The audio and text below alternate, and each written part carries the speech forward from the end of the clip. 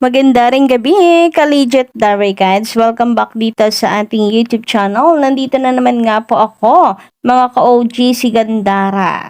Ang ka-legit Darigans po ninyo na maghahatid ng mga latest update and fresh happenings sa inyo hinggil sa TVJ and Digit Darigans. But before that, dais ko po muna i-shoutout ang masusugid po natin tayo sa baybay bilang pasasalamat sa walang sawa po ninyong pagsuporta at pakikinig parate sa atin pong mga daily updates. Kaya eto, wag na po nating patagalin pa mga ka-OG. Simulan po natin ang ating shoutout dito kay Sir Roy Misiano Mogon. Magandang gabi nga po sa inyo. Thank you so much sa walang sawang pagsuporta sa atin pong mga daily updates. Ayan, na-miss ko pong i-shoutout to ang ating mga masusugid na taga-subaybay talaga. So, sabi nga niya rito, mga walang magawa na ang mga tangang talaga TANGA basher, sorry na diretso. Lahat lahat gagawa ng issue ang lahat ng host ng EAT. Gusto lang siraan ang EAT kahit wala na mga nangyayaring alitan o awayan sa mga host ng EAT. May alitan ba si Jose at Zombie? Ang saya-saya nga nila sa sugod bahay.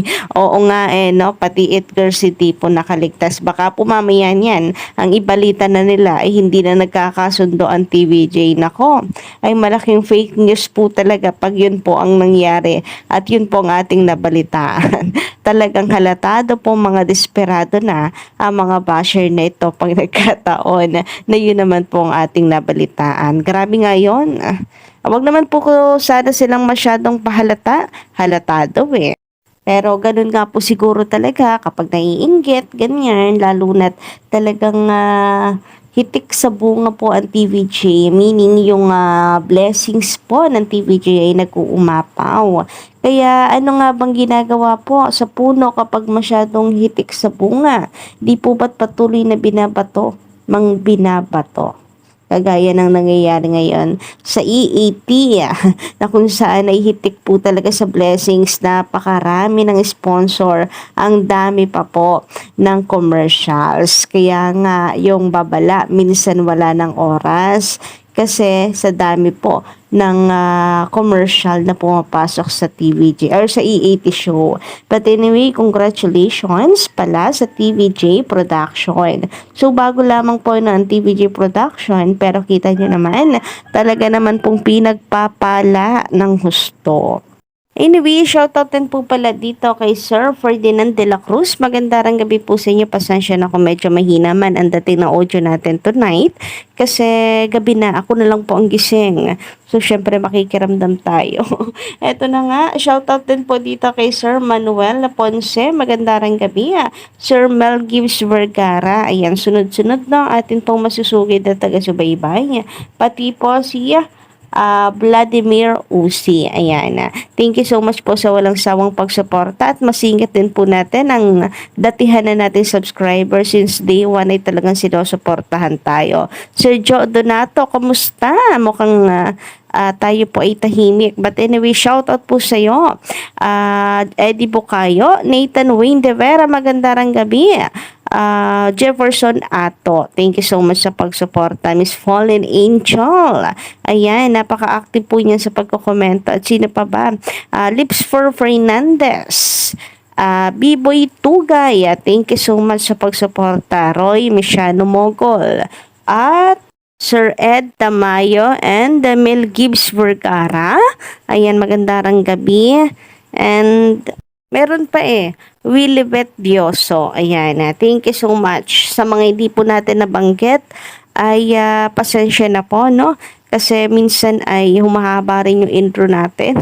Kaya hindi ko rin po na siya shoutout po talaga lahat-lahat. So sana ay maunawaan niyo po ako. And eto na nga, thank you so much din sa mga nakikinig ngayon. Nandito, nakikinig at nakatambay sa ating YouTube channel. Welcome po kayo dito at maaari kayong bumalik anytime, lalo na sa mga bago lang. just click the subscribe button at yung notification bell. Huwag niyo pong kalimutan para sa susunod na mayroon po tayong mga reaction videos na bago ay manonotify po kayo agad-agad. And eto, simulan po natin ang ating update ngayong gabi.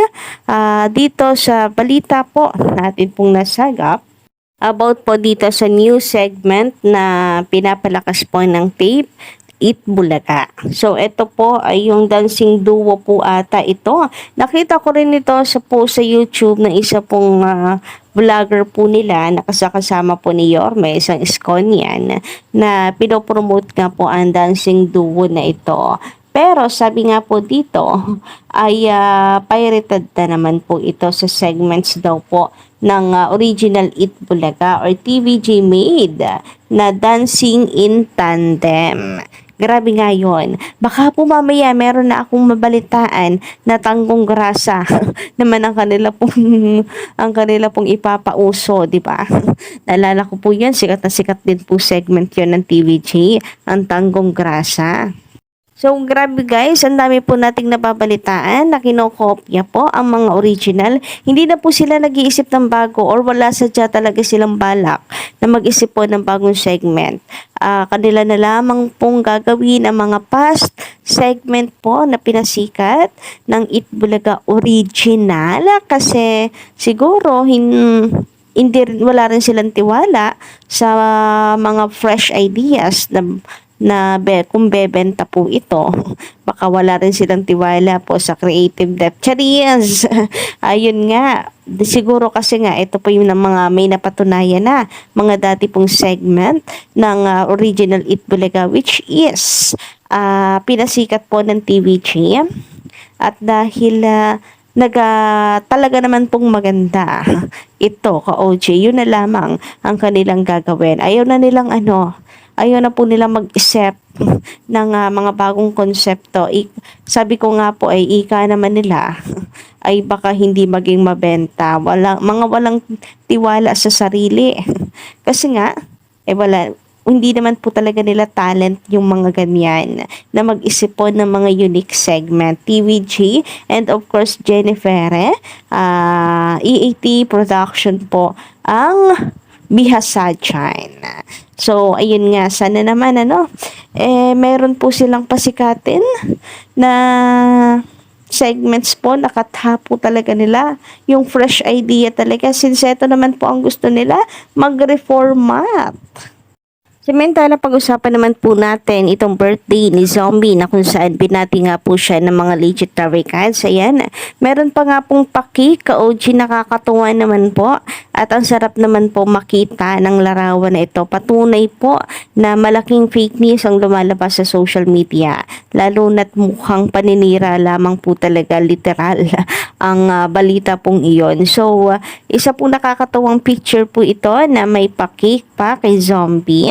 Binati po ng ilang legit records si Zombie at lalong higit po ang issue between Zombie and Mayor Jose Manalo na kinakalat. Nakakaloka nga po ang balitang yon.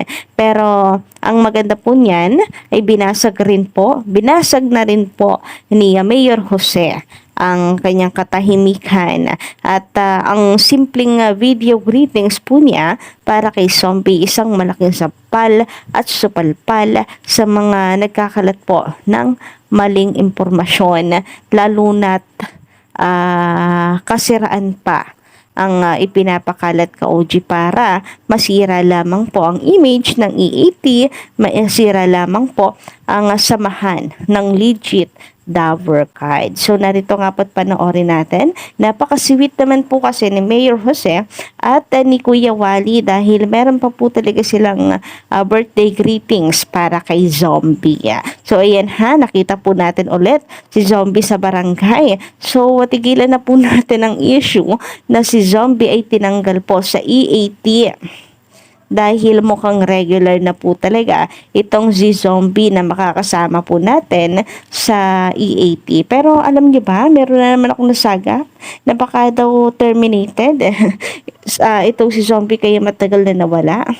Pero Wala naman po sigurong katotohanan yun dahil nakita naman po natin nagkataon na meron po pala at kasama po pala si Zombie sa isang pelikula.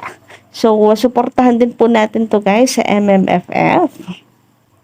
Ang Pedro Pentuco na kinabibilangan ni Zombie. Alam naman po natin pangarap din ni Zombie ang maging artista. And lahat ng yan ay unti-unting natupad mula nang siya po ay madikit sa TVJ. Ito na nga po yung video ka-OG, panoorin po natin. Zombie, happy birthday sa'yo. Nagbe-birthday ka pala, no? Nag-birthday mo ba? O, siyempre, pag birthday, lagi sinasabi, huwag kang magbabago. Pag bagong taon na, pag New Year na, ang sasabihin naman, magbago ka na. Saan ba tayo talaga? O, dito muna, sa huwag kang magbabago. Happy birthday. Continue mo lang yung ginagawa mo at marami ka pa matututunan. Basta lagi mabait, di ba? And thanks God sa lahat. Happy birthday. God bless. Alam mo na, Zombie, happy birthday. Enjoy mo yung birthday mo. Okay po? Mag-ingat ka palagi. Iso na. Diba guys? Mabait na Samantala dahil mainit nga pong pinag-uusapan na tila babaguhin nga po ang time slot ng EAP at mukhang kanila na pong pahahabain ang oras bilang tugon na sa request po ng maraming digital records, natutuwa po sila dahil malamang daw po niyan madadagdagan pang sponsors ng TVJ dahil mas pinahaba ng mga ito ang kanila pong oras. Sabi nga po rito na nakomento ng ilan pong digital records na tuwang-tuwa sa balita. 11:30 to 2:30, mas madaming papasok na ads nito, hashtag legit, the records. Samantala, sabi naman ni Mr. Almakipaki, ayan, sulit yan. Dadami na naman ang sponsors. Grabe nga yun. Sana po magdilang anghel kayo, Mr. So, yun lang po muna ng update natin ngayong gabi mga ka-Digital Records. Don't forget to click the subscribe button and notification bell para po sa iba pang mga balita.